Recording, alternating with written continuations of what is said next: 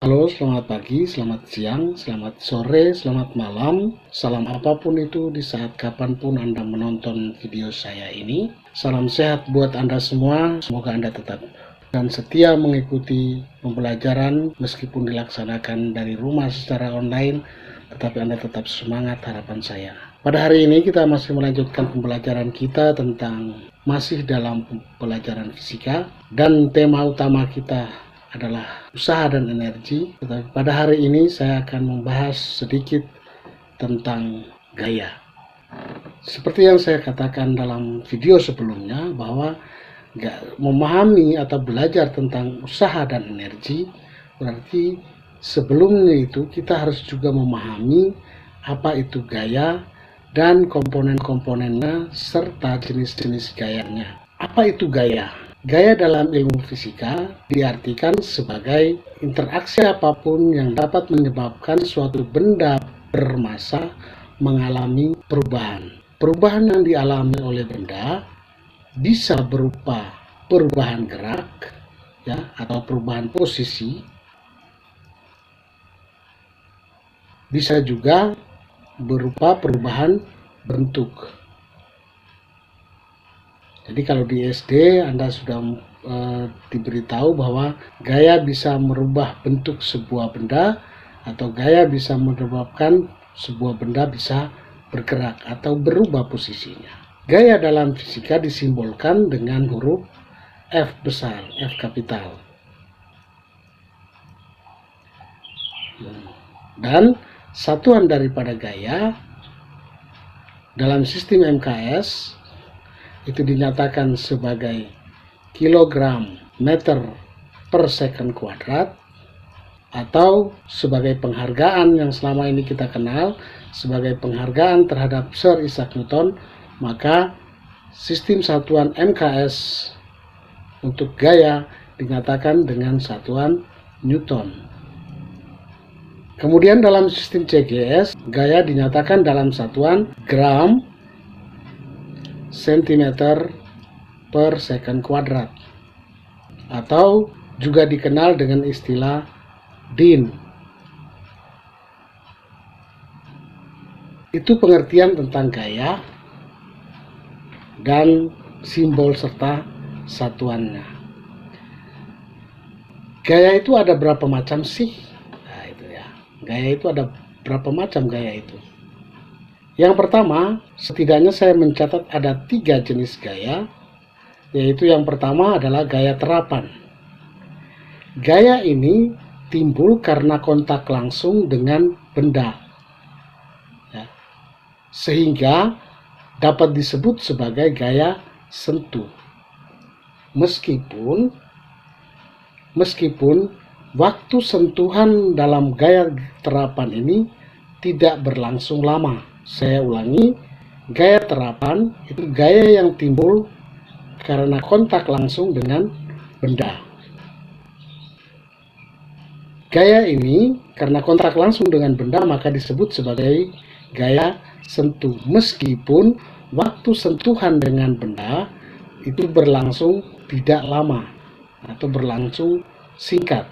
Contoh, menendang bola. Ya, ini adalah contoh gaya terapan. Kenapa? Karena setelah bola jalan, bola ditendang itu setelah bola melambung, ya, kaki kita tidak ikut serta dengan bola. Atau seorang anak melempar kelerengnya ke lantai, melempar kelereng atau melempar batu, kertapel, ya, kertapel. Itu waktu batunya jalan, batunya lari, ya, kertapel nggak ikut. Atau kita melempar bola, ya, seorang pemain basket melempar bola masuk ke dalam ring basket, pemain basket itu tidak ikut terlempar ke dalam. Kedua, gaya fundamental, gaya alami, gaya yang timbul secara alami tanpa harus ada pengaruh-pengaruh dari luar. Gaya yang termasuk dalam gaya fundamental ini ada 4 jenis gaya, yaitu yang pertama itu gaya gravitasi, kemudian yang kedua itu gaya elektrostatis. Gaya elektrostatis ini ada gaya magnet, kemudian ada gaya listrik.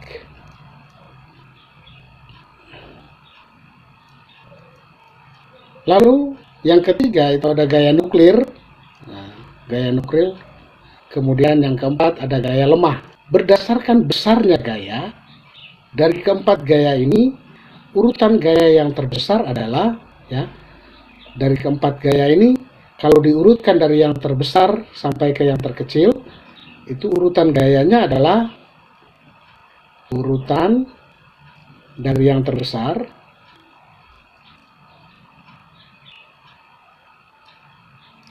itu yang pertama sekali itu gaya nuklir, kemudian gaya elektrostatis,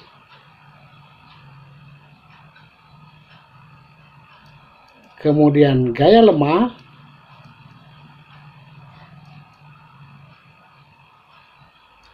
dan yang terakhir sekali yang paling kecil itu adalah gaya gravitasi.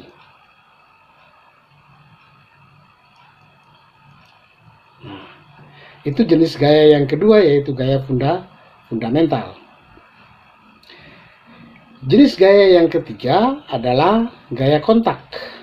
Gaya kontak disebut juga dengan gaya sentuh, ya, masuk dalam kelompok gaya sentuh. Mengapa? Karena gaya itu bekerja pada benda dengan langsung menyentuh benda, sedang terjadi selama benda itu mengalami perubahan. Jadi bedanya dengan gaya terapan adalah kalau gaya terapan itu waktu sentuhnya sebentar, waktu sentuhnya singkat, sedangkan perpindahan atau perubahan itu terjadi dalam waktu yang lama.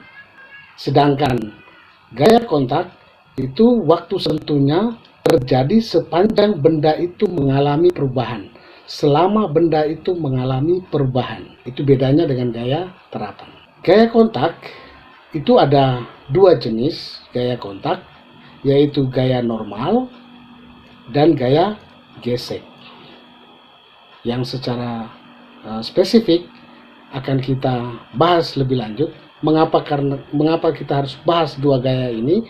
Dalam membahas tentang usaha dan energi, dua gaya ini menjadi penting. Kita lihat satu persatu. Gaya normal. Apa itu gaya normal? Gaya yang dialami oleh benda dalam keadaan apapun. Entah itu, ya, dalam keadaan apapun, dalam arti entah itu dia sedang bergerak atau juga sedang diam.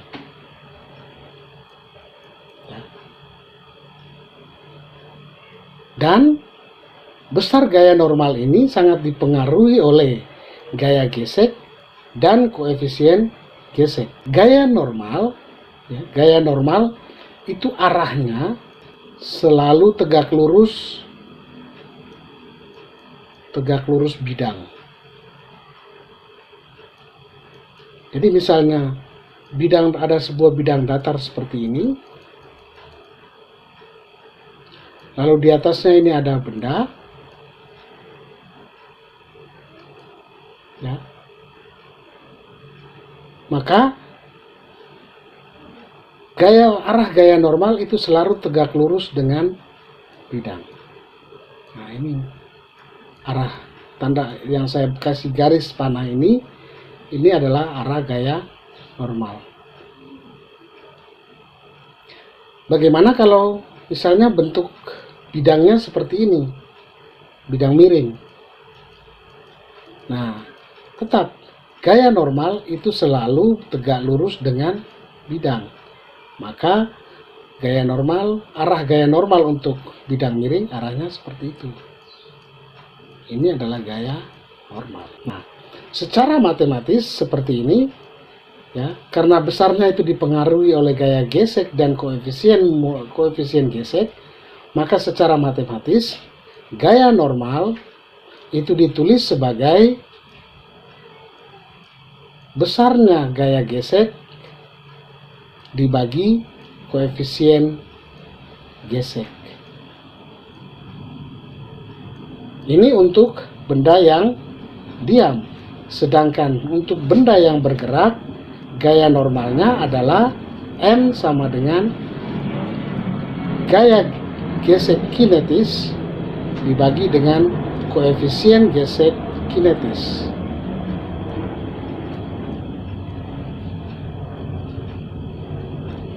N ini sama dengan gaya normal.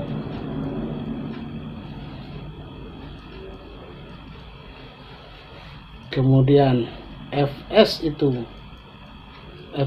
adalah gaya gesek statis.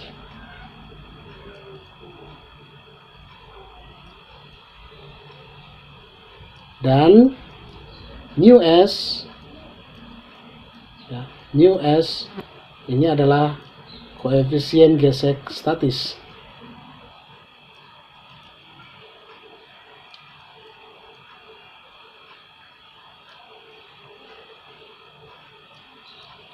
Sedangkan untuk gaya normal pada benda yang bergerak, itu N adalah gaya normal, sedangkan Fk ini adalah gaya gesek kinetis.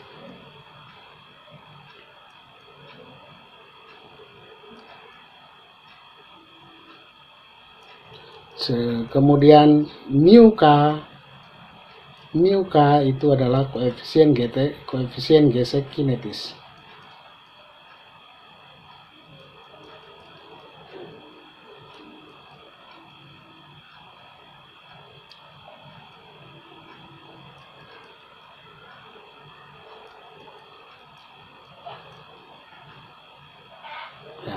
Itu tentang gaya normal. Yang berikut, gaya gesek. Gaya gesek itu gaya yang selalu berlawanan arah dengan gerak benda. Nah, terjadi karena sentuhan dengan benda antara benda dengan bidang lintasan. Dan gaya gesek ini selalu terjadi, ya, selalu ada pada saat benda itu bergerak atau diam. Dan selalu menyentuh benda sepanjang benda itu bergerak atau sepanjang benda itu diam. Arahnya selalu berlawanan, ya, arah selalu berlawanan dengan gerak benda. Jadi misalnya di dalam bidang datar seperti ini, lalu ada satu benda diberi gaya ke arah kanan sebesar F, maka ada gaya gesek yang menghalangi atau menghambat gerak benda ini yang arahnya berlawanan dengan gerak benda. Ya, jadi kalau digambarkan seperti ini. Ada dua jenis gaya gesek, yaitu gaya gesek statis dan gaya gesek kinetik. Gaya gesek statis itu gaya gesek yang bekerja pada benda yang diam, bekerja pada benda yang diam. Kemudian besarnya tergantung pada gaya normal dan koefisien gesek statis. Nah, sehingga secara matematis besar gaya gesek statis itu ditulis sebagai Fs sama dengan N kali mu s. Sedangkan gaya gesek kinetis itu gaya gesek yang bekerja pada benda yang sedang bergerak. Besarnya sama dengan gaya gesek statis, yaitu besarnya dipengaruhi oleh gaya normal dan koefisien gesek kinetis, sehingga secara matematis dirumuskan sebagai Fk sama dengan N dikali mu k. Yang berikut tentang gaya berat. Gaya berat, gaya yang dipengaruhi oleh gravitasi bumi. Karena dipengaruhi oleh gravitasi bumi, maka berat benda selalu berubah-ubah sesuai dengan tempat di mana dia berada. Berat benda di bumi berbeda dengan berat benda di bulan. Kenapa? Karena gaya gravitasi bumi berbeda dengan gaya gravitasi bulan. Karena dipengaruhi oleh gaya gravitasi bumi, maka arah dari gaya berat itu selalu mengarah ke pusat bumi. Sedangkan besar dari gaya berat, gaya berat itu dipengaruhi oleh yang pertama massa benda dan yang kedua percepatan gravitasi. Karena dipengaruhi oleh massa benda dan percepatan gravitasi bumi, maka berat benda ditulis sebagai V sama dengan M kali G. V ini adalah berat benda, sedangkan M itu adalah massa benda dan G adalah percepatan gravitasi bumi.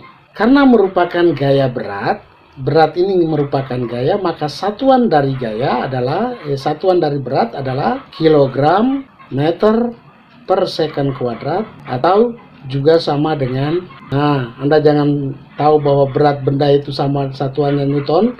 Anda ke pasar, bilang ibu-ibu di pasar beli cabai 1 Newton, ditimpuk lu sama cabai, ya. Massa benda itu selalu sama di manapun. Yang terakhir, bagian terakhir dari gaya yaitu hukum Newton. Nah, ini di SMP juga Anda sudah dapat pembelajaran tentang hukum Newton, tetapi kali ini diingatkan kembali. Ada 3 hukum Newton yang terkenal, yaitu hukum Newton yang pertama, yang disebut juga sebagai hukum inersia atau hukum kelembaman. Apa itu hukum inersia? Apa itu inersia? Inersia itu adalah kecenderungan benda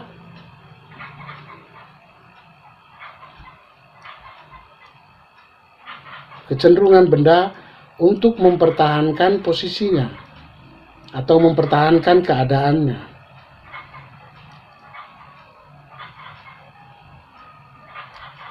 Ya. Sedangkan kelembaman itu adalah kecenderungan benda untuk kembali ke bentuk semula atau kembali ke posisi semula. Nah, ini berdasarkan hukum Newton yang berbunyi, jika tidak ada gaya yang bekerja pada benda atau resultan gaya yang bekerja pada benda itu sama dengan 0, maka benda itu akan tetap diam atau akan tetap bergerak dengan kecepatan tetap. Sekali lagi, bunyi hukum Newton pertama, jika tidak ada gaya yang bekerja pada benda atau resultan gaya yang bekerja pada benda itu sama dengan 0, maka benda akan tetap diam jika tadinya diam, atau tetap bergerak dengan kecepatan tetap jika tadinya dia bergerak. Nah, contoh perlakuan hukum Newton dalam kehidupan sehari-hari itu, jika Anda naik mobil terus tiba-tiba supirnya rem mendadak, Anda terjungkal ke depan, nah itu artinya hukum Newton berlaku. Karena dalam bunyi hukum Newton itu berlaku resultan gaya sama dengan 0, maka rumus untuk hukum Newton 1 atau persamaan matematis ditulis untuk hukum Newton 1 ditulis sigma F sama dengan 0. Sigma itu artinya jumlah atau resultan. Nah, itu untuk hukum Newton 1.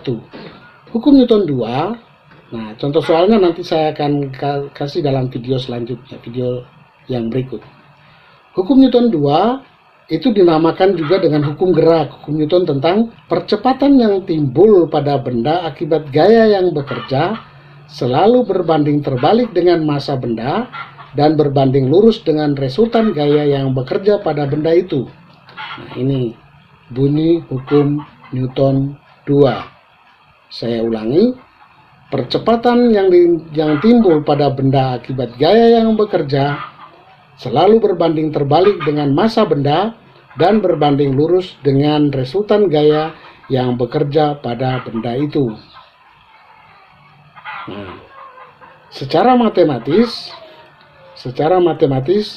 dari bunyi hukum ini maka ditulis A sama dengan, ya, A itu berbanding terbalik dengan M dan berbanding lurus dengan resultan gaya. Jadi A sama dengan sigma F per M. Nah, saya kembali mengingatkan kepada Anda bahwa A itu sama dengan perubahan kecepatan per satuan waktu. Ya, perubahan kecepatan per satuan waktu. Dan ada beberapa persamaan untuk menentukan besarnya percepatan. Jika benda itu bergerak pada bidang datar, maka Vt sama dengan V0 plus At, atau S sama dengan V0t ditambah setengah At kuadrat. Atau lagi VT kuadrat itu sama dengan V0 kuadrat ditambah 2AS. Ini untuk benda yang bergerak pada bidang datar, sedangkan benda yang bergerak vertikal ke atas atau jatuh bebas, VT itu sama dengan V0 kurang GT karena dipengaruhi oleh percepatan gravitasi. Kemudian H tinggi itu sama dengan V0T dikurang setengah GT kuadrat. Kemudian VT kuadrat itu sama dengan V0 kuadrat min 2GH. Nah, ini beberapa persamaan yang kita sudah kenal minggu yang lalu, pertemuan yang lalu dalam video sebelumnya, sehingga Anda bisa gunakan untuk mencari percepatan benda sesuai dengan hukum Newton. Hukum Newton yang ketiga adalah disebut sebagai hukum aksi dan reaksi. Lu jual, gua beli. Aksi dan reaksi.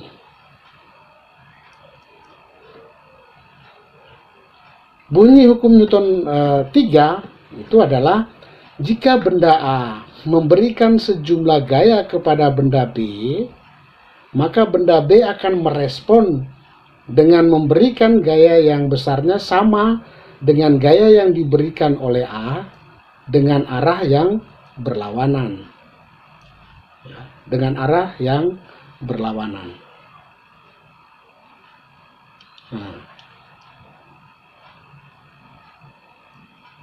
Hukum Newton 3 ini terkenal dengan persamaan jumlah gaya aksi sama dengan minus jumlah atau resultan gaya reaksi. Nah, tanda negatif ini menyatakan arah yang berlawanan dengan F aksi. Itu adalah hukum Newton 3, sekaligus menutup perjumpaan kita hari ini. Salam sehat, tetap semangat dan bahagia. Terima kasih.